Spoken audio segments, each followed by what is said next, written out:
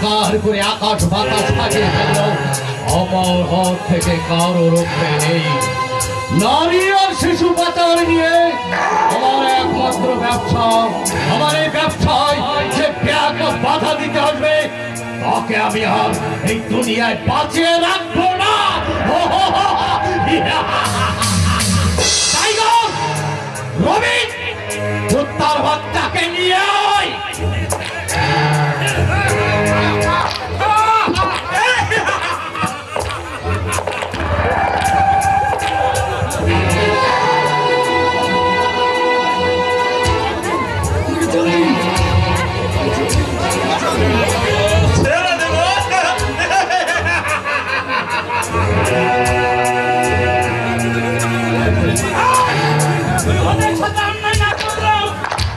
আমার সাথে কিন্তু ব্যবহার করেছে।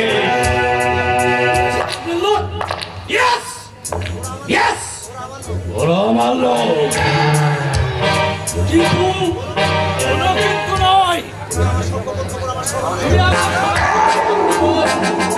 আমার প্রথম নম্বর ব্যবসা জেনে গেছ, তাই তোকে আমি আর এই দুনিয়ায় বাঁচিয়ে রাখবো না।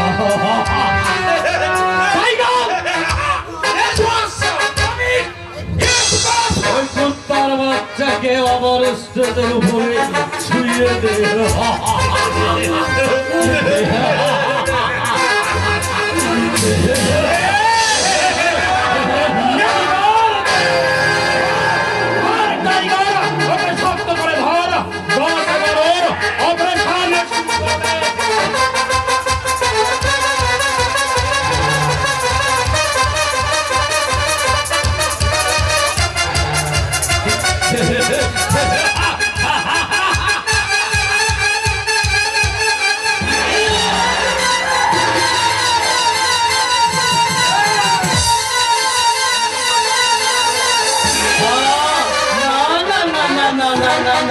তুই অনেকদিন আমার ভেতরে লেগেছে, আমার সমস্ত গোপন খবর পুলিশের কাছে জেনে শুনে স্বেচ্ছায় বলে দিতে চেয়েছিলি। আদর্শ নামক চোখ দুটো আমি আগে তুলে নেব।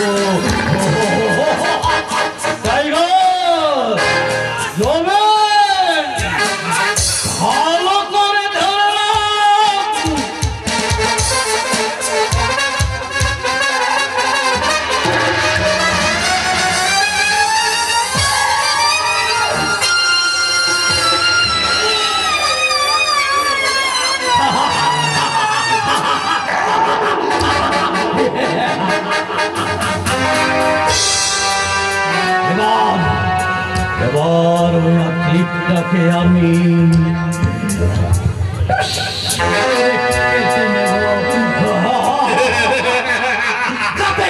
আমার কাছে বলে দিতে না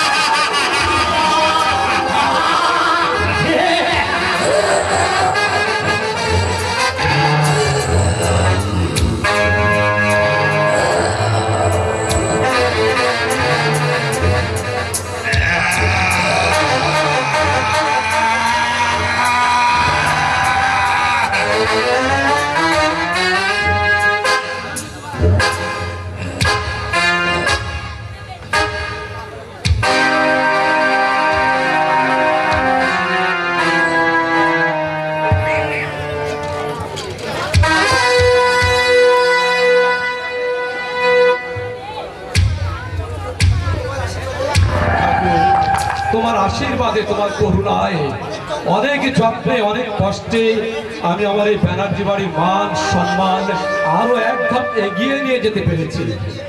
আমার সমর MBA কমপ্লিট করে নতুন চাকরি পেয়েছে। শুধু তাই নয়, আমার ঘরে লক্ষ্মী প্রতিমার মতো বৌমা এসেছে। ঠাকুর, তুমি আমাকে আশীর্বাদ করো, শত কষ্টের মাঝেও আমি যেন আমার সংসারের সকলকে নিয়ে সুখে শান্তিতে বসবাস করতে পারি। সুখ আর শান্তি আ- দুটো এক জিনিস নয় রে। আরে বিআই মশাই, আসুন আসুন। আরে কি যেন বলছিলেন? ভগবান সবার মঙ্গল করো। আমি আর কি বলবো, আমি বলতে চাইছিলাম এই মানে আমরা সবাই একসাথে মিলে সুখে শান্তিতে বসবাস করতে পারি। এই সাত সকালে দুই বিয়ে একসাথে ব্রেক ফেল করে আর দুধ সাইকেল যেন বলে ব্রেক বেল নয়, ব্রেক বল নয় বিআই মশাই। আরে এটা ব্রেকফাস্ট। ওই হলো আর কি breakfast। এই আমরা একটু আলোচনা করতাম এই আর কি। হ্যাঁ, আচ্ছা, এই কিসের আলোচনা বিআই মশাই? আমি বলছিলাম কি বিআই মশাই, এই জামাই বাবা যে বলছিল কি নাকি এক নতুন ব্যবসায়ী নাম। হ্যাঁ বাবা, অনেক চিন্তা ভাবনা করে দেখলাম চাকরি অপেক্ষা ব্যবসা অনেক ভালো। তাছাড়া ব্যবসা করলে সেখান থেকে অনেক টাকা উপার্জন করতে পারবো। বেশ, তুমি যেটা ভালো মনে করো সেটাই করো, কারণ তুমি এখন অনেক বড় হয়েছো, ভালো মন্দ বোঝার জ্ঞান তোমার যথেষ্ট হয়েছে। তাই তোমার সিদ্ধান্ত তুমি নাও, এখানে আমার বা আমাদের কোনো দ্বিমত নেই। এই জন্যই তো আপনার সাথে এটা ডিসকাভার করতে চাই কি জানো বলে। আরে বিআই মশাই, ডিসকভার নয়, ডিসকাস। মানে আলোচনা করতে। আচ্ছা বিআই মশাই, সমর ব্যবসার কাজে নামবেন, কিন্তু আপনি আমার কাছে আলোচনা করতে এসেছেন, এটা তো আমি কিছুই বুঝতে পারছি না। বলছিলাম বাবা, হ্যাঁ? ব্যবসা করতে গেলে আমার লাখ 10 টাকার প্রয়োজন হয়। হ্যাঁ বাবা, 10 লাখ টাকা আমি কোথায় পাবো? ভগবান সবার মঙ্গল করো। কেন বিআই মশাই, আপনি রিটায়ারমেন্ট করার পর ওর সাথে অনেকগুলো টাকা পেয়েছে। বিআই মশাই, ভগবান আপনার মঙ্গল করুন। এ কথাকে আমি বলেছি, এ কথা বলেছে আমার জামাই বাবাজি, মানে আপনার ছেলে। এই জন্যই বলে নিজের খেয়ে পরের উপকার করে। হ্যাঁ বাবা, হ্যাঁ, উনি তো ঠিকই বলছেন। মানে অতগুলো টাকা একসাথে ওভাবে ফেলে না রেখে যদি আমি ব্যবসার কাজে লাগাতে পারতাম, অনেক টাকা আমি আয় করতে পারতাম। থাক সমর, এই টাকাটা আমি নষ্ট করতে পারবো না। অনেক কষ্ট করে এই টাকাটা আমি জমিয়ে রেখেছি ঠিকই, কিন্তু এই টাকার অংশীদার তুমি একা নও। বাবা, এই টাকাটা আমি তোমাদের 3 ভাই বোনের মধ্যে সমানভাবে ভাগ করব। ওই টাকার একটি কানা করিও আমি দিতে পারবো না। তুই কি বলছিস সৌরভ? হ্যাঁ বাবা, আমি তা বলছি সঠিক বলছি। আমার মা মারা যাবার পরে তুমি আমাকে কোলে পিঠে করে মানুষ করেছো। আমার বাবা যে কোথায় চলে গেছে আমি আজও তার সন্ধান পাইনি। দুঃখ করিস না সৌরভ, আমি তো আছি, কিন্তু কোনো কিন্তু নাই বাবা। তারপর তুমি আমাকে কোলে পিঠে করে এনে এখানে মানুষ করেছো, আর এখানে আসার পরে এই সমর দাদা আমাকে নিজের ভাই ছাড়া অন্য কোনো চোখে আজও পর্যন্ত দেখিনি। মালা সে তো আমাকে না দেখতে পেলে মুখে জল পর্যন্ত গ্রহণ করে না। তোমার মনে আছে বাবা, আমার মায়ের মতো মামি মৃত্যুকালে আমার কোলে মাথা রেখে কি বলেছিল বাবা? সৌরভ, হ্যাঁ দাদা, আমার মামি বলেছিল, বাবা সৌরভ, তোরা 3 ভাই বন্ধু একসাথে মিলেমিশে থাকিস, শত বাধা বিপত্তি আসলেও তোরা কখনো যেন কেউ কাউকে ছেড়ে চলে যাস না। সৌরভ, আমি সৌরভ এই সামান্য কিছু টাকার জন্য আমি আমার এই দাদার থেকে পড়াতে পারবো না। সৌরভ, ভাই আমার। অর্ডার অর্ডার বাবা, আয় ভাই, ভাই ভাই সৃষ্টি করার অপরাধী আমি তোমাকে কঠিন থেকে কঠিন শাস্তি দেব। তুই কি বলছিস মা? হ্যাঁ ঠিকই বলছি বাবা, আমি আড়াল থেকে তোমাদের সব আলোচনা শুনেছিলাম। আচ্ছা তাহলে তুই বল মা, আমি কি কোনো ভুল কিছু বলেছি? 100% ভুল বলেছো। দেখো বাবা, আমি ছোটদা তোমার সঙ্গে একমত। তাই আমি ছোটদার সঙ্গে সুর মিলিয়ে বলতে চাই, এই টাকার ভাগ নিয়ে এই সংসার থেকে আমি একেবারে সম্পর্ক নষ্ট করতে পারবো না। মালা হ্যাঁ বাবা, এই টাকার একমাত্র অংশীদার হচ্ছে আমার বড়দা। মালা ভগবান সবার মঙ্গল করুক। এটাই বলে একটু পেলে একটু প্লেট নয়, ওটা ডেডিকেটেড। ওই হলো আর কি। আমি এখন আসি মশাই, নমস্কার। হ্যাঁ, ভগবান সবার মঙ্গল করুন। হ্যাঁ,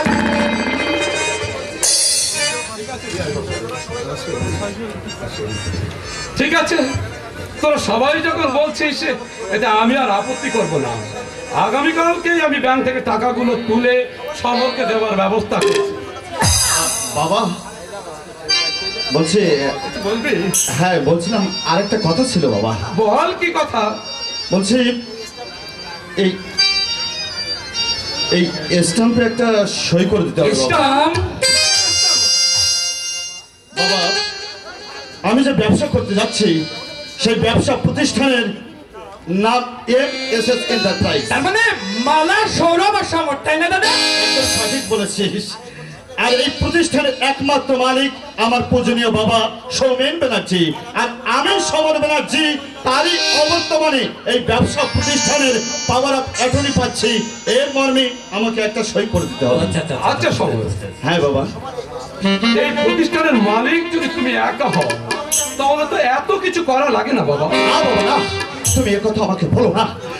আমার এই স্ত্রীর ছোট বোন আর ছোট ভাইয়ের সঙ্গে আমি এত বড় বিশ্বাসঘাতকতা করতে পারবো না বাবা। আমার বাবা জীবিত থাকতে এই প্রতিষ্ঠানের আমি মালিক কি করে হবো বাবা, বলতে পারো আমাকে? সমর, হ্যাঁ বাবা। জানিস বাবা, আজ আমার গর্বে বুকটা ভরে যাচ্ছে রে। তুই যে তোর ভাই আর বোনকে এত ভালোবাসিস আমি তা জানতাম না বাবা।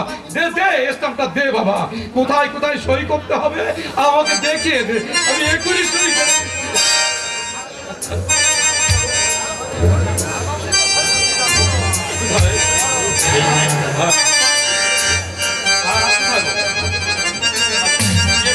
আচ্ছা ঠিক আছে বাবা, আমি সই করে দিচ্ছি।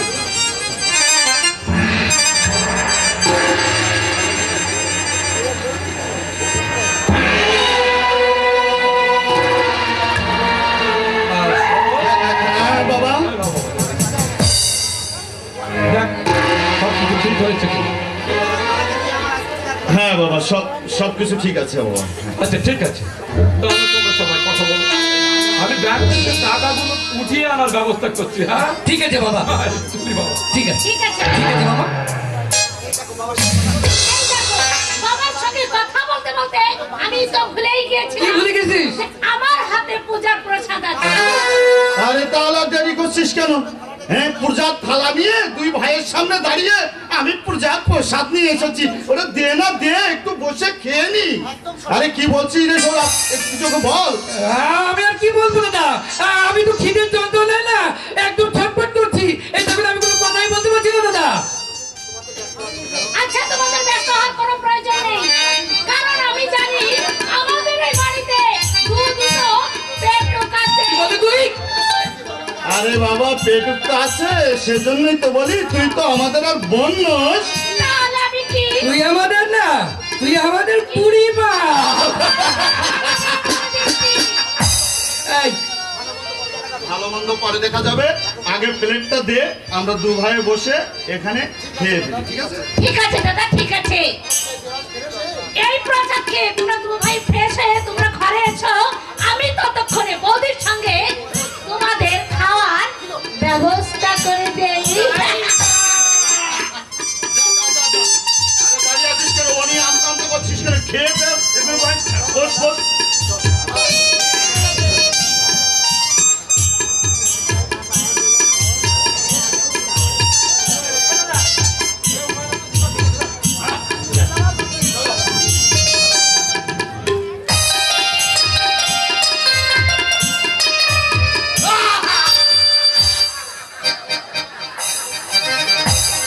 ভাঙছে, শুধু ভাঙছে, চারিদিকে তো অবিরাম চলেছে শুধু ভাঙার খেলা। যৌথ পরিবার ভাঙছে, ছেলেরা স্কুল কলেজের চেয়ার ভাঙছে, নাবালক ছেলেরা মায়ের বাক্স থেকে টাকা দিয়ে সিনেমায় লাইন দিচ্ছে, রাজনৈতিক নেতারা ভাঙছে দল, স্ত্রী ভাঙছে স্বামীর উপরে বিশ্বাস। বিশাল ভাঙনের মধ্য দিয়ে আমরা অবক্ষয়ের তরিবে চলেছি। শুনেছে বাবুরা নাকি আমাকে ব্যবস্থা করবে, তাই তো বলি চারিদিকে আজ শুধু ভিড়ুর মেলা, খেলবি কি আর প্রেমের খেলা।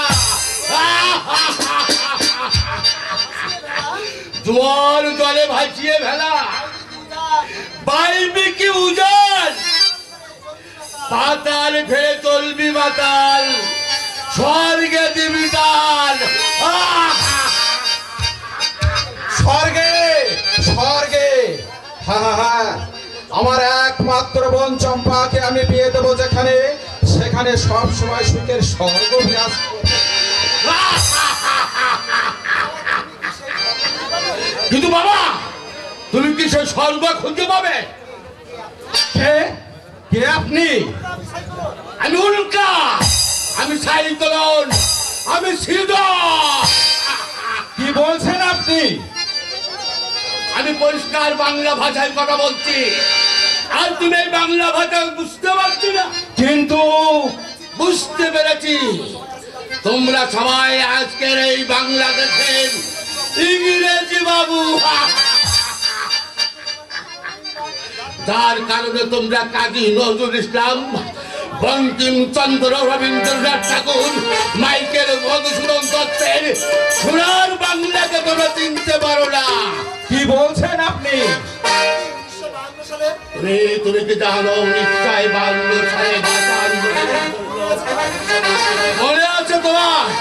1952 সালে ভাষা প্রতিষ্ঠা করার জন্য কত তাজা প্রাণ এই বাংলার রাজপথে দিয়েছিল। কে আপনি? তাজা রক্ত। আমার সেই একই প্রশ্ন, কে আমি? কিন্তু বাবা, আমার পরিচয় জেনে তোমার লাভ কি? আমি তো আমার পরিচয় জানি না বাবা। আপনি ওই যে পূর্ব আকাশে গগন তলে কালো মেঘ জমা হয়ে আছে, একটু পরে ঝড় উঠবে, বর্ষা আসবে, মহাতাণ্ডব হবে, প্রলয় সৃষ্টি হয়ে যাবে। আপনি তুমি আমার খবরকে দেখেছো বাবা? আপনার খোকন? জানো বাবা, আমি আমার খোকনকে বাংলার অলি গলতি কত জায়গায় তন্ন তন্ন করে খুঁজে বেরিয়েছি, কিন্তু আমার খোকনকে আমি কোথাও খুঁজে পাইনি। আপনার খোকন কিভাবে হারিয়ে গেছে? জানি না, জানি না, আমি কিছুই জানি না বাবা, আমি কিছুই বলতে পারবো না বাবা। হ্যাঁ বলেন। যদি আমার খোকনের সঙ্গে কোনো তোমার দেখা হয়, তাহলে তুমি তাকে একটু বলো তোমার বাবা তোমাকে খুঁজে বেড়াচ্ছে। আজ আমি হাসি কেমন?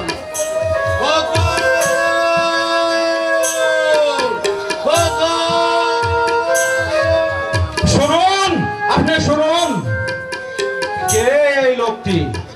তাকে দেখার পরে আমার মনের মধ্যে এমন কেন হচ্ছে? কিন্তু কি বলে গেল লোকটি? চলে গেছে আমার মাথা আর মুন্ডু। দেখি চম্পা, তুই এখানে? সেই কখন থেকে আমি অফিস রুমে তোমার খাবারটা নিয়ে বসে আছি, মহাশয়ের কোনো খোঁজই নেই। বলি, সময় মতো খাওয়া দাওয়া না করে শরীরের কি অবস্থা করেছো একবারও খেয়াল করেছো? বলি, তুই কে আমার বোন নাকি আমার মা? তুই যেভাবে আমার পিছনে সবসময় লেগে থাকিস, আমার মাও কিন্তু এইভাবে আমার পিছনে লেগে থাকতো না। কি বললে? কি বললে তুমি? আমি তোমার পিছনে লেগে থাকি? ঠিক আছে, আমি চললাম।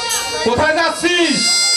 যেদিকে আমার দু চোখ যায় আমি চলে যাব, যাতে আর তোমার পিছনে আমার লেগে না থাকতে হয়। এই দেখো আবার রাগ, আমি কি তাই বলেছি?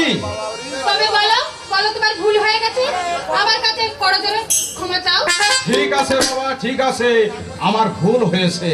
এই আমি নাক মলছি, এই কান মলছি, এরকম কথা তোকে আর আমি কোনোদিন বলবো না। থাক থাক দাদা থাক, অনেক হয়েছে। যাক বাবা, এবারের মতো বাঁচা গেল। চলো এবার গিয়ে খাবারটা খেয়ে নেবে। খাবারটা বাড়িতে গিয়ে দুই ভাই বোন মিলে একসাথে খাবো। তাহলে চলো। আচ্ছা কি ভাবছো দাদা? না কিছু না। জানিস চম্পা, আজ আমার অফিসে একজন পাগল এসেছিলেন। তাই নাকি? হ্যাঁ চম্পা, লোকটা আমাকে কি যেন বলতে চেয়েছিলেন। তাকে দেখে আমার মনে হলো অনেক পূর্ব থেকে তার সঙ্গে আমার পরিচয় আছে। এই দেখো আবার কোন জগতে হারিয়ে গেল। বলি একটু পাগলের সাথে তোমার আবার কিসের সম্পর্ক থাকতে যাবে? আর তাছাড়া পাগল তো কত কি বলে, তাই না দাদা? তা অবশ্যই ঠিক। তাহলে এবার চলো তো, খাবারটা গুছিয়ে হ্যাঁ তাই চল বোন, তাই চল।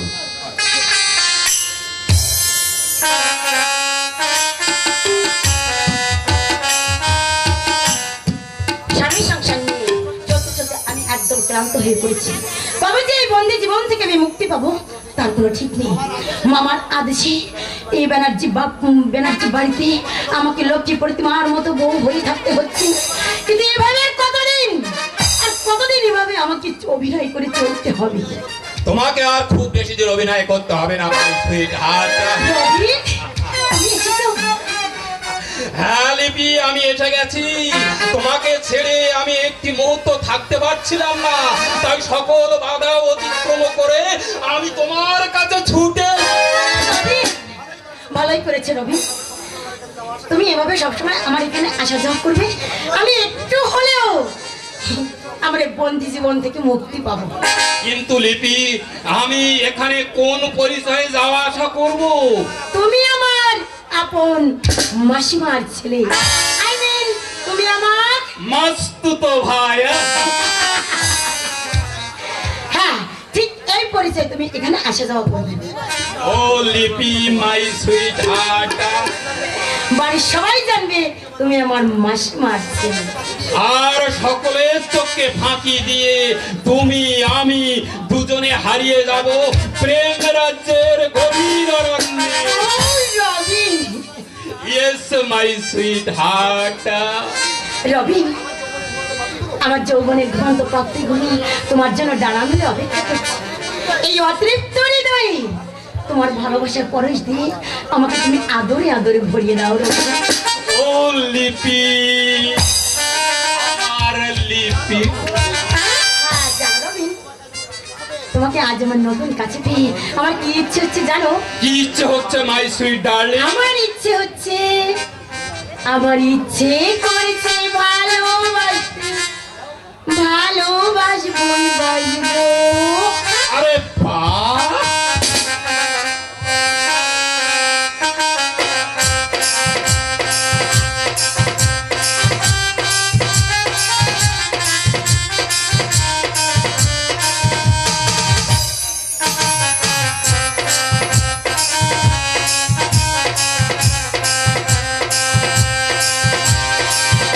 আমার ইচ্ছে করেছে ভালোবাসবই বাসবো। তোমার মুখটা কি সুন্দর আমি বলবই বলবো। তোমার মুখটা কি সুন্দর আমি বলবই বলবো।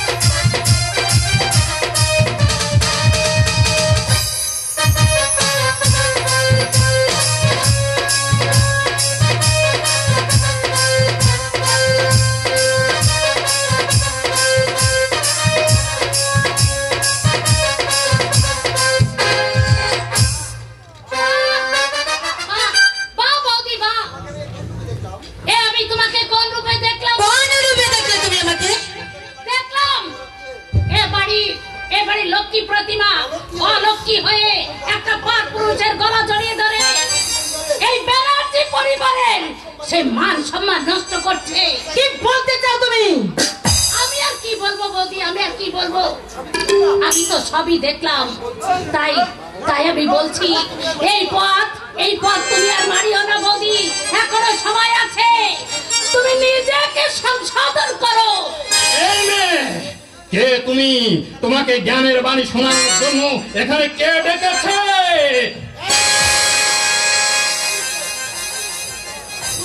তুই কে?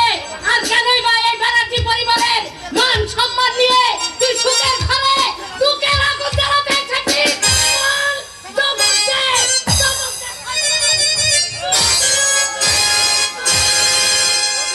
রবিন, শোনো রবিন, শান্ত হও, একটুখানি শান্ত হও। আমার ননদিনী তোমার কাছে জবাব চাইছে, জবাবটা ওকে ভালো করে দিয়ে দাও।